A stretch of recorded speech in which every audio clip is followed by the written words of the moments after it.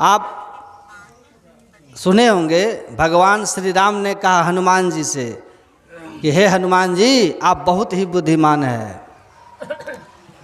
एक कुत्ते के नाक से निकला हुआ कीड़ा का प्रसंग सुने होंगे। वो कई ब्रह्मलोक हैं, रोम रोम ब्रह्मांड में देखत तुलसीदास। ये एक ब्रह्मांड के एक ब्रह्मा जी विष्णु हैं, ऐसे करोड़ों ब्रह्मांड है जिनका कोई गिनती नहीं है। प्रकृति का पसार कहाँ तक है। कहा ये किसी एक ब्रह्मांड के ब्रह्मा थे, इनका पुण्य छीन हो गया, ब्रह्मांड का प्रलय हुआ। और जो कभी ब्रह्मा का पद पर बैठ करके प्रकृति की उत्पत्ति का भार लिए हुए था किसी एक ब्रह्मांड का, देखिए आज ये कुत्ते के नाक के कीड़े तक की यात्रा कर चुका है, कीड़े तक की यात्रा पर आ गया है। यही बात अभी आपको बता रहे थे कि आप ब्रह्मा भी बन गए तो कुत्ते के नाक के कीड़ा बनने से नहीं बच सकते, विष्णु बन के नहीं बच सकते। सबकी कथाएं हैं और ये किसी और ग्रंथ में नहीं है, ये किसी ईसाई या इस्लामिक ग्रंथों में नहीं है जहाँ ब्रह्मा विष्णु महेश के संबंध में इन बातों का चर्चा है, इंद्र के बारे में चर्चा है। ये आप और हमारे धर्म ग्रंथ में है, हिंदू धर्म में। किन अन्य ही कारण धुते ही कल्पांते वैष्णवादि भी।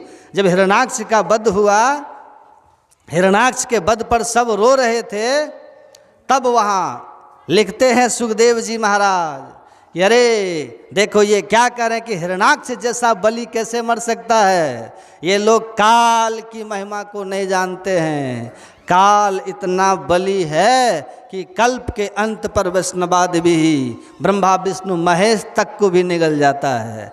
तो ये क्या चीज़ है, हिरण्याक्ष क्या चीज़ है? ये भागवत महापुराण में है। हिरण्याक्ष वध प्रकरण भागवत खरीद के आप लोग पढ़ लीजिए। तो एक जगह सत्संग में मैं जब प्रवचन कर रहा था तो आश्चर्य हो गया।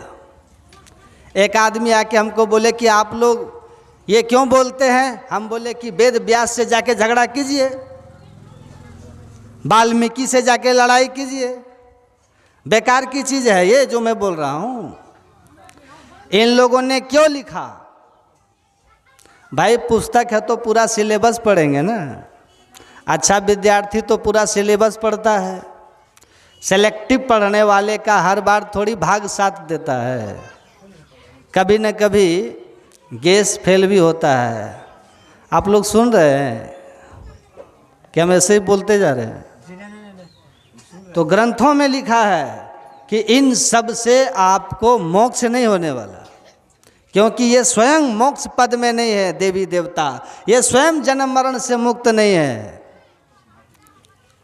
तो ये क्या दे सकते हैं आपको? तो ये देवी देवता आपको संसार दे सकते हैं। लिखा है इनकी तप तपस्या करके प्रसन्न कर लोगे तो ये संसार की वस्तु आपको वर के रूप में दे सकते हैं, और बेटा दे सकते हैं, नौकरी दे सकते हैं, धन दे सकते हैं, है ना। पढ़ता था मैं बचपन से, मेरे मन में एक बात घूमती थी। जब जब दिवाली का समय आता था तो मैं सोचता था कि हमारे देश में घर घर में लक्ष्मी पूजा होती है। लक्ष्मी किसकी देवी है? धन की। कि लक्ष्मी पूजा तो हमारे देश के घर घर में होती है और हर घर में लक्ष्मी की मूर्ति भी है। पता नहीं ये लक्ष्मी माता अमेरिका में जाके क्या करती है, हैं? पूजते हम लोग हैं। विचार किए हैं? अब बस्ती कहाँ है? अमेरिका में। ये जो अमेरिका वाले जानते भी नहीं कि लक्ष्मी जी होती क्या है। आप किसी से यूरोपियन से पूछ दो, France, England, Italy, Japan, Germany, ये जो अमीर देश हैं, अमेरिका, कनाडा, ऑस्ट्रेलिया, वहाँ की किसी आदमी से पूछ दो, do you know what is Lakshmi? No no, न वो लक्ष्मी देवी को जानते हैं और न पूछते हैं, और सारा संपत्ति उधर ही है। विचार कीजिए। तो ये मेरे मन में बचपन से होता है, आज तक किसी ने जवाब नहीं दिया कि हम लोग पूछ पूछ के मर गए फिर भी हमारे घर क्यों नहीं आए। सारी जिंदगी हम कहते रहे लक्ष्मी घर दरिद्र बाहर, और लक्ष्मी बाहरे अमेरिका इंग्लैंड में घूम रही है। आज तक हमारे प्रधानमंत्री मोदी जी दुनिया में घूम के कहते हैं लक्ष्मी जी के लेके मेरे देश में आओ, आ ही नहीं रही है वो। हैं जा रहे हैं लक्ष्मी के लिए नहीं जाते हैं कि आपके देश में लक्ष्मी जी आके बस गई है, जरा मेरे देश में लेके चलो। तो हम लोग पूछ पूछ के मर गए, यात्रा कर कर के मर गए कि भैया थोड़ी लक्ष्मी लेके चलो, पर आ ही नहीं रही है वो। अब थोड़ी बहुत कृपा करती है तो आ भी जाते हैं, हम लोग बड़े खुश होते हैं। अमेरिका से इतना करोड़ का इन्वेस्टमेंट आया, भारत में लक्ष्मी ही तो आई। तो आपको ये भगवान विवेक दिया है, जरा खोल के समझो, इसको समझिए ठीक से, तो थोड़ा बहुत तो मिल जाएगा देवी देवता से, लेकिन बहुतायत में तो उसकी अलग व्यवस्था है भाई। वो जैसे आगे बढ़े हैं आपको समझना होगा। इसलिए स्वामी विवेकानंद जी महाराज कहते थे कि भौतिकता का उत्थान के लिए यूरोप से सीखो, और भौतिकता के उत्थान में ही शांति नहीं है, इसलिए यूरोप को चाहिए और अमेरिका को चाहिए कि शांति के लिए आध्यात्मिकता वो भारत से सीखे, भारत से सीखे। तो धर्म जो है ना वो हमारे कल्याण का मार्ग है। लेकिन कबीर साहब कहते हैं ऐसी दीवानी दुनिया अब भक्ति भाव नहीं बूझे जी, कोई आवे तो बेटा मांगे यही गोसाई दीजिए जी, कोई आवे दुख का मारा हम पर कृपा कीजिए जी, कोई करावे ब्याह सगाई सुनत गोसाई रीझे जी। साँचे का कोई आवे तो दौलत मांगे भेंट रुपया लीजिए जी, साँचे का कोई ग्राहक नहीं झूठे जगतपति जे जी, कहे कबीर सुनो भाई साधो इन अंधों को क्या कीजिए जी। अब भी आंख नहीं खुलती है, लक्ष्मी घर दरिद्र बाहर खली करते हैं। कितनी लक्ष्मी आपके घर में आ गई, दरिद्रता चले गए। अध्यात्म को जीवन में धारण करोगे तो ऐसी दरिद्रता जाएगी कि दरिद्रता कभी आएगी ही नहीं। चाह गई चिंता मिटी मनवा बेपरवाह, जाको कछु न चाहिए सोई शहंशाह। पूर्ण काम आप्त काम, संसार से ऊपर उठ जाओगे। मांगना भी आपको आना चाहिए कि किससे हम मांग रहे हैं। गुरु महाराज कहते थे राजा मांगने के लिए कहे आपको तो क्या मांगोगे, क्या मांगिएगा? 5 किलो गेहूं दे दीजिए, राजा की भी बेइज्जती होगी। तो जो परम पिता परमात्मा हैं उनसे आप क्या मांगिएगा? कबीर साहब कहते क्या मांगू कछु थिर न रहाई, देखत नैन चलो जग जाई। 1 लाख पूत 1.25 लाख नाती, रावण गढ़ दिया न बाती। सोने का महल रूपे का छाजा, छोड़ चले नगरी के राजा। आवत संग न जात संगाती, का भय दल बांधे हाथी। कहे कबीर अंत की बारी, हाथ झाड़ जो चला जुआरी। जुआरी जब हार जाता है ना तो दिन भर की कमाई मुंह लटका के चला जाता है। वैसे ही जीवन भर धन संचय करने में अगर आप बिता दिए और आत्म धन के लिए आपने प्रयास नहीं किया और हरि धन आपने जमा नहीं किया, भक्ति का धन जमा नहीं किया, तो आप हारे हुए जुआरी की तरह अंत में जम की मार खाते हुए जाओगे, व्यर्थ हो जाएगा सब। तो मांगना क्या चाहिए? गुरु महाराज कहते थे मांगो ऐसा। क्या मांगिएगा? गुरु महाराज एक कहानी कहते थे कि एक राजा की कई रानियां थी। राजा बनारस जा रहे थे दूसरे राजा के यहाँ, तो सब रानियों को बुला करके कहा कि मांगो। अरे क्या चाहिए तुम लोगों को, जब हम उधर से लौटेंगे तो क्या लाएंगे? तो सब अपना इतना बड़ा बड़ा लिस्ट थमा दिया कि ये लेते आइएगा, ये लेते आइएगा, ये लेते आइएगा सब कुछ लेते आइएगा। एक छोटी रानी थी, उससे पूछा कि तुमको क्या चाहिए? बोली हमको कुछ नहीं चाहिए, आप चुपचाप सकुशल मेरे पास लौट करके आ जाइए, बस हमको यही चाहिए। राजा सबके लिए सामान ले लिया, तो जो नहीं मांगी थी उसके लिए नहीं लेंगे? हैं? सबके लिए लेंगे, या जो नहीं मांगी क्या उसके लिए नहीं लेंगे? मांग करके लेने में, मांग करके कौन लेता है?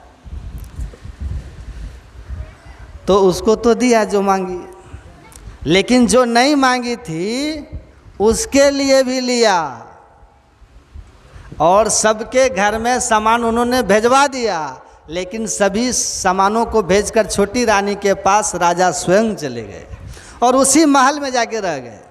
तो गुरु महाराज कहते थे कि देखो, उसने राजा से राजा को ही मांग लिया, तो राजा भी मिल गए और संसार भी मिल गया। तो परमात्मा से जो परमात्मा को मांगता है उसको सब मिल जाता है। लेकिन हम लोगों का, हमको कोई पूछते हैं ना बाबा कुछ चाहिए, तो हम कहते हैं हाँ कलम चाहिए, किताब लेते आइएगा।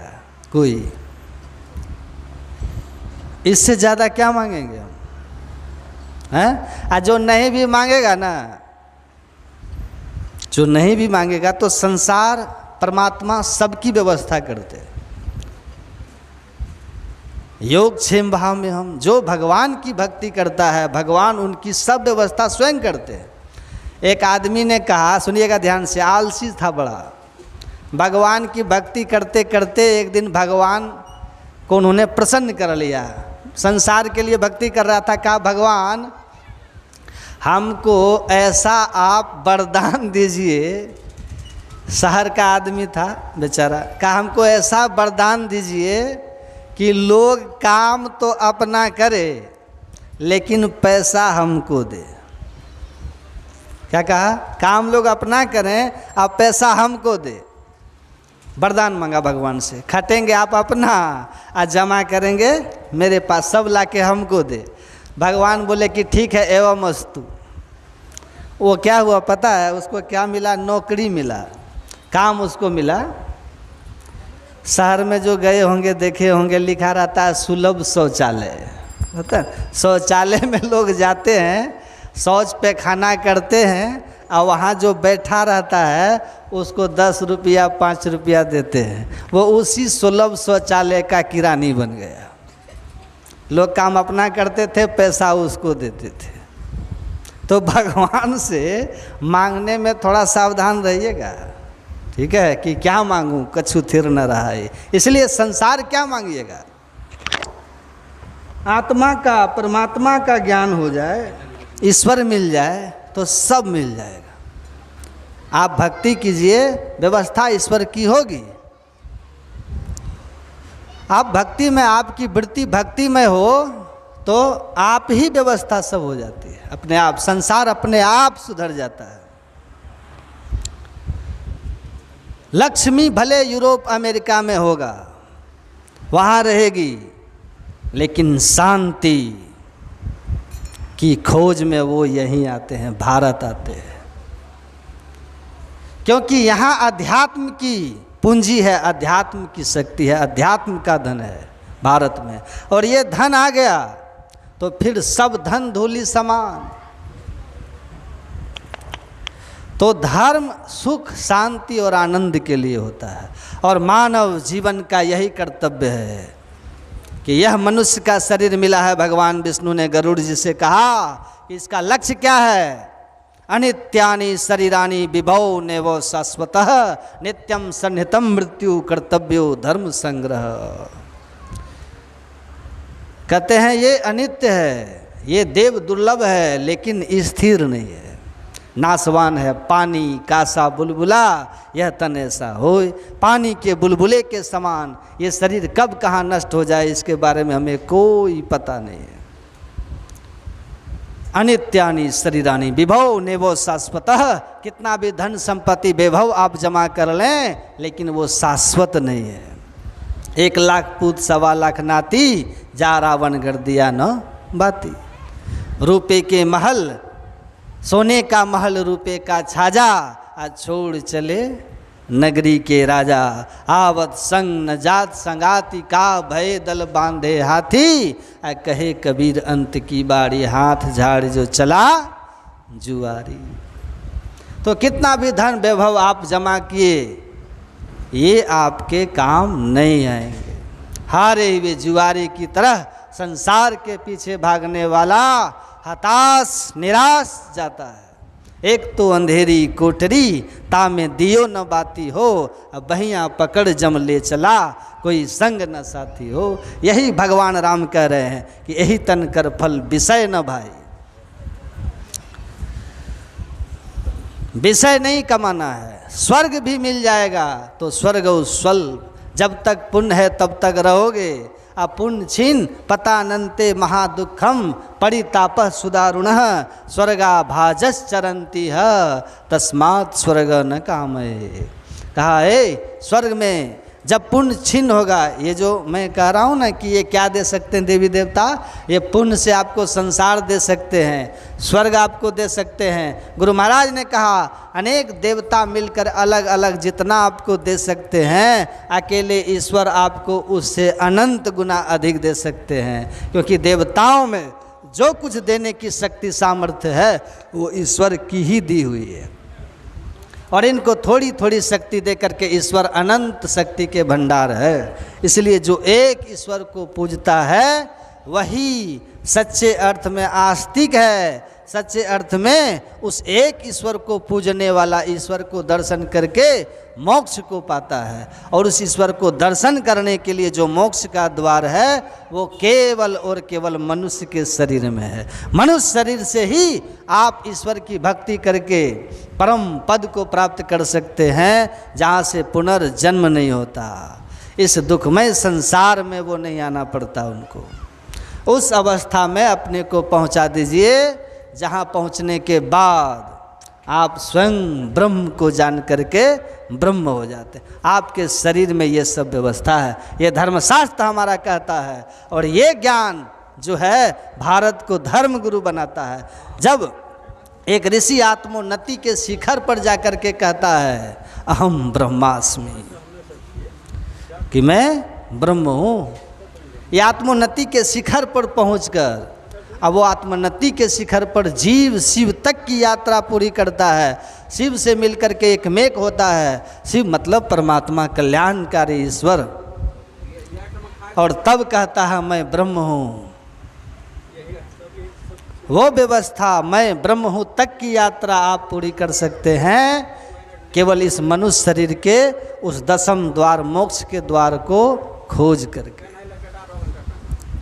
उस मोक्ष द्वार में प्रवेश करके। इसलिए गुरु महाराज जी के प्रवचन में है, जो लोग कहते हैं कि ईश्वर तक जाने के अनेक रास्ते हैं, वे न अपने शरीर को जानते हैं, न वे ईश्वर स्वरूप को जानते हैं, न अपने आप को जानते हैं। मैं एक बार नहीं 1000 बार कहता हूँ, 1000 बार कहता हूँ। गुरु महाराज कहते हैं स्वर्ग में जाने के, बैकुंठ में जाने के, ब्रह्मलोक में जाने के, अर्थात सातों स्वर्ग में जाने के अनेक रास्ते हैं। दान करके, व्रत करके, तीर्थाटन करके या सेवा करके, अनेक तरह के या देव मूर्तियों के जो पूजन है, मंत्र के जप हैं, इस तरह के कर्मों को करके, सत्कर्मों को, अनेक तरह के सत्कर्म हैं। किसी भी सत्कर्म के द्वारा आप पुण्य अर्जित करके, यज्ञ करके, अनेक तरह के यज्ञ हैं, यज्ञ करके पुण्य जमा करके आप ब्रह्मलोक जा सकते हैं, शिवलोक जा सकते हैं। इसीलिए इन लोकों में जाने के अनेक साधन हैं, हमारे गुरु महाराज कहते हैं, और धर्म ग्रंथों में भी लिखा है, अनेक साधन हैं। लेकिन जहाँ जा कर के फिर दुखमय संसार में नहीं आना पड़ता। पर इन लोकों में आप जहाँ भी जाइएगा आपको आना पड़ेगा, क्योंकि सातों स्वर्ग केर निवासी, दिव्य देव सब अमित बिलासी। कोई न स्थिर सभी बटो ही, सबको आना है। जब ब्रह्मा विष्णु को आना है तो उसके लोक में आप कहाँ स्थिर होंगे। तो एक न एक दिन फिर ये दुख आपके जीवन में लग जाएगा। लेकिन वो ईश्वर जहाँ जाकर के यद गत्वा न निवर्तन्ते तद्धाम परमम मम।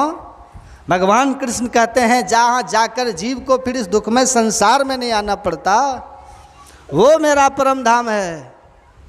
उस परम धाम की यात्रा करने का एकमात्र रास्ता है, वो मोक्ष का द्वार, वो तुम्हारे अंदर में है। उसी को शिवनेत्र, सुषुम्ना, सहरग, दशम द्वार, स्टार स्टार अनेक नामों से पुकारा जाता है, लेकिन है वो हम आपके अंदर में, 10वां द्वार शिवनेत्र। इसीलिए भगवान शिव ने कहा था, आजकल बड़ा जोर शोर चलता है ना, आजकल बड़ा जोर शोर चलता है। हम लोग अभी आ रहे थे ना आपकी पर्वता, तो जहाँ गाड़ी धीरे होता था गांव के पास, तो वहीं से गीत सुनाई देता था भोला बाबा का।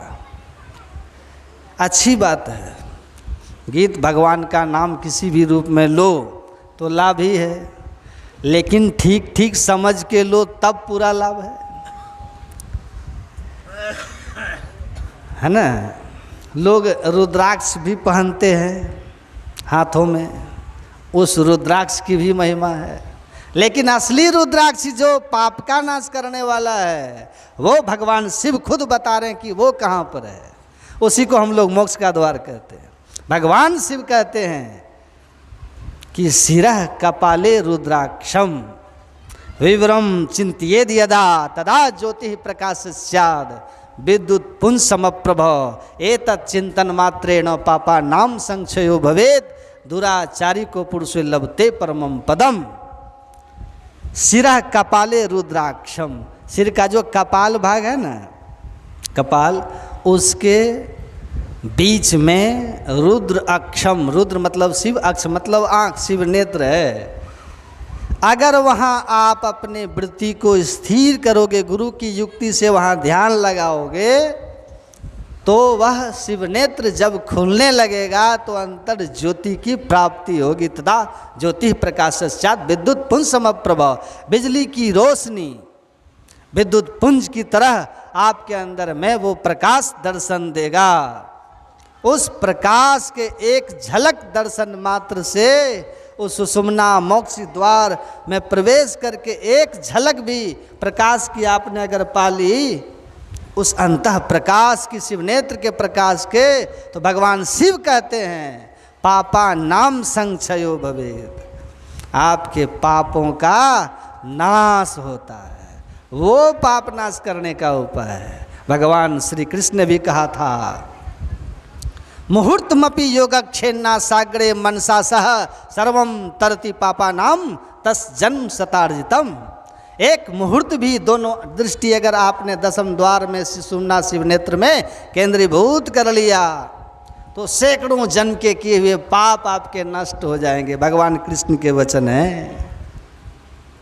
और ये भी भगवान कृष्ण के वचन है कि यह शास्त्र विधि मुत्सृज्य वर्तते काम कारतः न स्वसिद्धि मवापनोति न सुखम न परमम गतिम।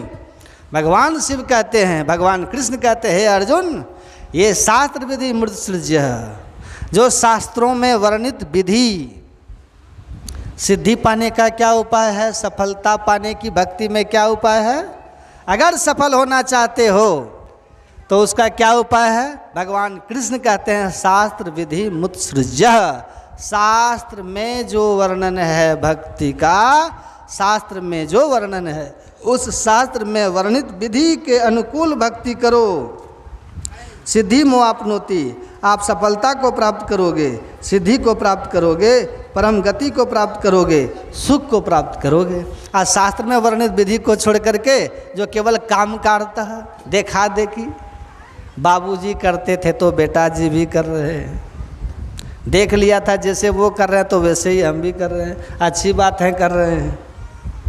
एक लड़के से हमने पूछा कि आप दीक्षा उक्षा लेकर के आगे का कीजिए। एक मंदिर में वो पूजा वूजा करते थे, उनके परंपरागत मंदिर थे। कहा हमारे बाप दादा यही करते आए हैं बाबा, इसलिए हम यही करते। हम बोले ठीक है, वो यही करते थे तो आप इससे आगे भी कीजिए। तो कहा नहीं नहीं बाबा, ये परंपरा हमारे कुल की है। हम पूछे आपके दादा कितने पढ़े लिखे थे। कहा दादा एक क्लास भी नहीं पढ़े लिखे थे। अच्छा, हम बोले आपके पिताजी? हम बोले आपके पिताजी कितने पढ़े लिखे? आप पिताजी 5वीं पास थे। हम पूछे कि आप कितने हैं? कहा हम इंटर पास हैं बाबा। तो हम बोले आपको भी परंपरा का पालन करके मैट्रिक फेल रहना चाहिए था। परंपरा तो यही थी ना, हैं? आगे कैसे चले गए आप? तो भौतिक विद्या के परंपरा में आप उन्नति चाहते हैं और अध्यात्म में उन्नति आप क्यों नहीं चाहते हैं? आप अध्यात्म में उन्नति क्यों नहीं चाहते? कि ये जो प्राथमिक विद्यालय है, जरा ऊपर के विद्यालय में भी चलूं, बाहरी पूजा पाठ से भी थोड़ा ऊपर उठ करके आंतरिक व्यवस्था में भी कुछ झांकूं ताकूं ध्यान करके और अनुभव करूं, ऐसा आप क्यों नहीं करना चाहते हैं? तो वो चुप हो गए। तो संस्कार भी होना चाहिए। और दूसरी बात क्या है पता है? कि हमारे दिमाग के ऊपर, हमारे मानसिक स्तर पर इस तरह से कुछ बैठा दिया गया है कुछ कुछ चीज़ों को कि हम उस बंधन को नहीं तोड़ पाते हैं। जो बंधन टूटते ही आध्यात्मिकता हमारे अंदर प्रकट हो जाता है और फिर हम अपने आप में आनंद स्वरूप हो जाते हैं। वो बंधन भी है। कैसे कैसे कैसे? तो गुरु महाराज कहते हैं आप नहीं जानते हैं शरीर के संबंध में, नहीं जानते हैं धर्म ग्रंथों के संबंध में, आप नहीं जानते हैं आप अपने स्वरूप को और ईश्वर के स्वरूप को। इसलिए अनेक मार्ग कहते हैं। जितने भी धर्म ग्रंथ हैं सब ने कहा एक मार्ग है, सिर्फ एक मार्ग। वेदाहमेतं पुरुषं महांतं मादित्य वर्णम तम सह परस्ता तमेव विदिख्यादुमित्तुमेति नान्यो पंथा विद्यते अनायः नौ अन्य पंथा विद्यते, नौ अन्य पंथा। वेद के मंत्र है। उस परम पद को प्राप्त करके जिससे जीव जन्म मरण के चक्र से छूटता है, आंख बंद करके पर जो अंधकार दिखाई देता है, इस अंधकार में 10म द्वार शिवनेत्र सहरक सुषुम्ना में जो अपने वृत्ति को स्थिर कर सकता है सदगुरु की बताई सदयुक्ति से, करंधार सदगुरु दृढ़ नावा भगवान राम कहते हैं। संत सदगुरु की बताई सदयुक्ति से जैसे ही वो वृत्ति को स्थिर करता है, अंतः प्रकाश हो जाता है। वेद भगवान कहते हैं उसी प्रकाश होकर के उस परम पुरुष तक जाने का रास्ता है।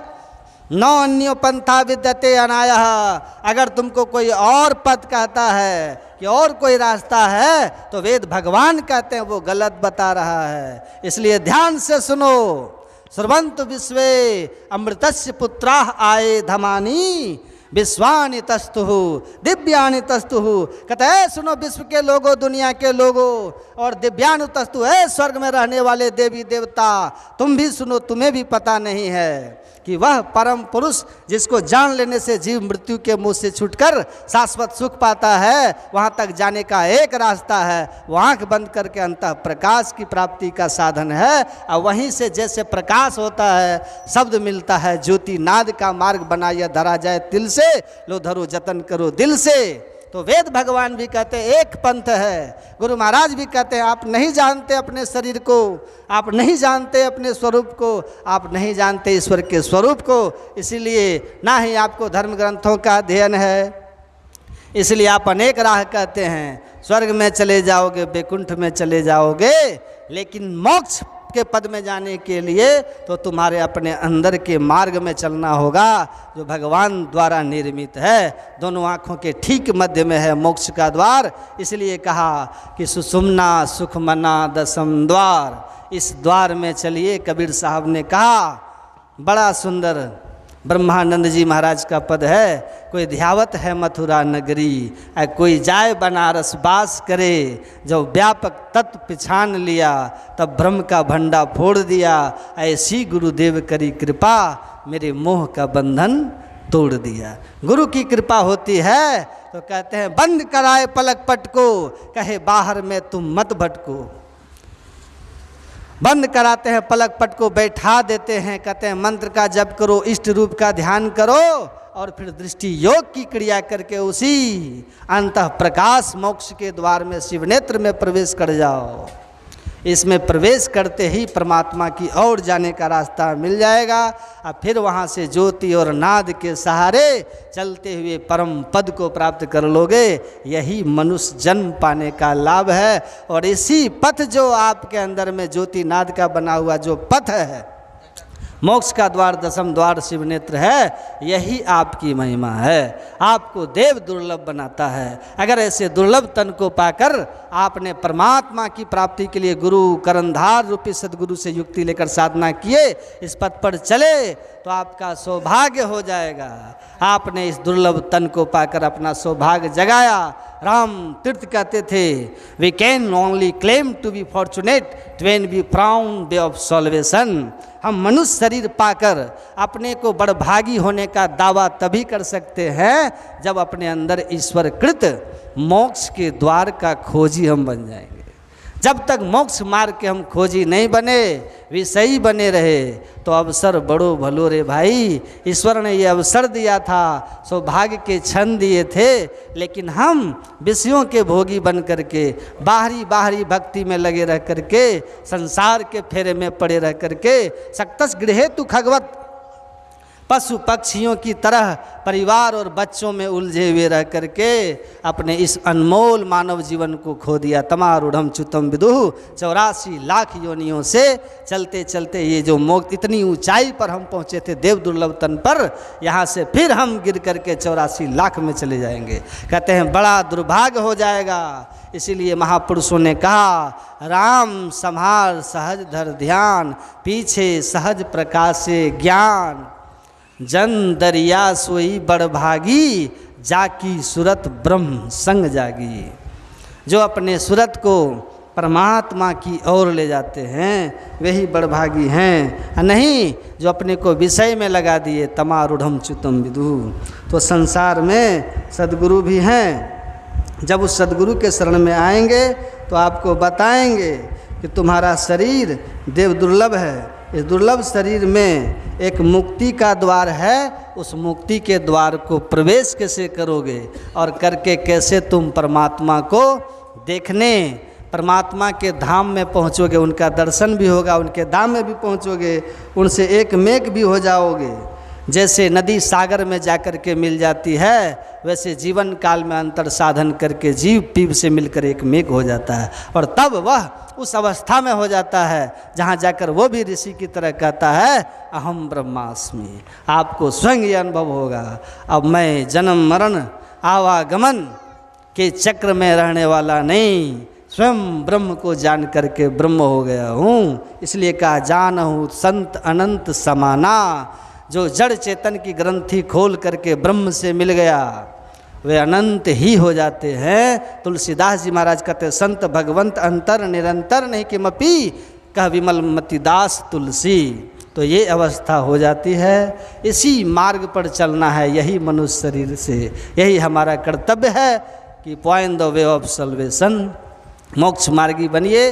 संसार का काम जरूर कीजिए, लेकिन अगर आप अपने आत्म कल्याण के लिए सद्गुरु की सदयुक्ति से इस मोक्ष के द्वार में, मोक्ष के द्वार को खोजने का, पाने का, इस पर चलकर ईश्वर से मिलने का साधन ध्यान नहीं किया, कम से कम सुबह और शाम भी केवल शरीर संसार के पीछे रह गए, तो अब की चूक माफ़ ना होगी। दुल्हन अचल मुकाम, फिर ये चूक माफ़ नहीं होगी। 184 भ्रम के पौ अटके आए, अब की पासा ना पड़े तो फिर 84 जाए। तो बार बार सुनिए और समझिए और साधन में लगे रहिए। शरीर छूट भी जाएगा तो ये जो ज्ञान है और साधन आपको मनुष्य शरीर से नहीं गिरने देगा। अब आगे